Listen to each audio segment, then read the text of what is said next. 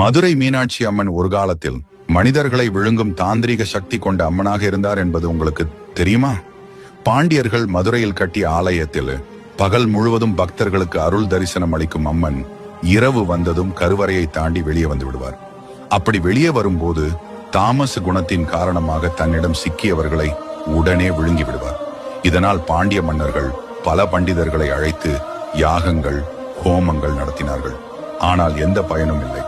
அதன் காரணமாக பாண்டிய நாட்டில் மக்கள் இரவு நேரங்களில் வெளியே வராமல் ராஜ்யம் முழுவதும் சோகமும் பயமும் நிறைந்ததாக இருந்தது. ஒரு நாள் ஆதி சங்கராச்சாரியார் பாண்டிய நாட்டுக்கு வந்தார். மன்னர் அவரை அரண்மனையில் உணவுக்காக அழைத்தார். உணவு முடிந்த பிறகு, சுவாமி, எங்கள் நாட்டில் அம்மன் இரவில் சுற்றித் திரிகிறார், கிடைக்கும் மக்களை விழுங்கி விடுகிறார், ஆகையால் இன்றிரவு அரண்மனையிலேயே தங்குங்கள் என்று கேட்டுக்கொண்டார். அதற்கு ஆதிசங்கராச்சாரியார், சந்நியாசிகள் இல்லற வீடுகளில் தங்கக்கூடாது, மேலும் அம்மனிடம் செல்ல குழந்தைகளுக்கு ஏன் பயம் என்று கூறி, நான் மீனாட்சி அம்மன் ஆலயத்திலேயே தியானம் செய்கிறேன் என்று சொல்லி புறப்பட்டார். இரவு நேரம் அவர் தியானத்தில் இருந்தபோது கருவறையை தாண்டி வெளியே வந்த மீனாட்சி தேவி நிசப்தமாக இருந்த ஆலயத்தில் தியானம் செய்து கொண்டிருந்த சங்கராச்சாரியாரை கண்டார். தாமச குணத்துடன் அவரை விழுங்க முன்னேறினார். அந்த நேரத்தில் ஆதி சங்கராச்சாரியார் தியானத்திலிருந்து விழித்து கவிதை வடிவில் அம்மனை போற்றி ஸ்தோத்திரம் பாடினார். அதனால் மயங்கிய மீனாட்சி தேவி, என்ன வரம் வேண்டும் என்று கேட்டாள். அதற்கு சங்கராச்சாரியார், அம்மா, நான் உங்களுடன் பாச்சிகைகள் சூதாட்டம் ஆட விரும்புகிறேன். நான் வென்றால் இந்த கொலை செயல்களை நிறுத்த வேண்டும்.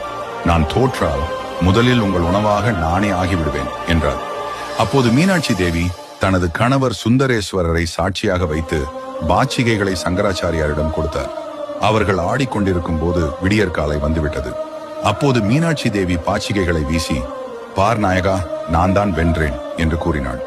அதற்கு சங்கராச்சாரியார் மெதுவாக சிரித்து, அம்மா, ஆட்டத்தில் நீங்கள் தான் வென்றீர்கள், ஆனால் உண்மையில் வென்றது நான் தான் என்றார்.